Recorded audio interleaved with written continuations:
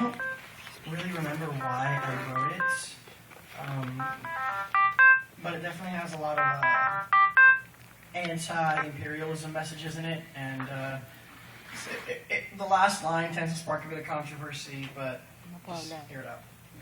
I actually don't need a mic for this one, though. Hello. This is not poetry.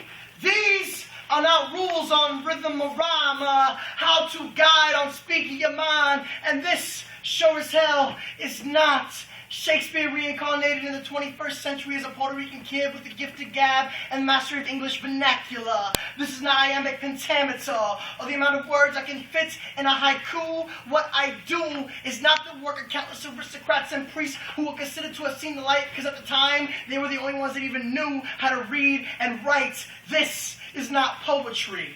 This is oral orientation for each new generation born with the burdens of memory and curiosity.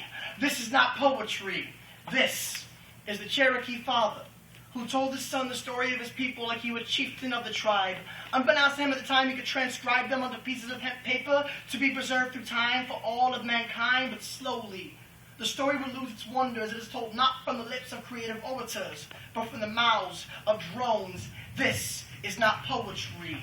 This is the long-forgotten Taino Indians who lived on the island happy and content till some Spanish conquistadors came to our land with nothing but greed and contempt. They came searching for gold, but instead killed almost every single one of my ancestors with biochemical weapons they didn't even know existed. This is not poetry, because this is older than Spanish. It is older than Latin, than Julius Caesar, the Roman Empire, and the preceding Roman Republic, because this goes back to the cavemen whose only way to preserve this was with bloody finger paints.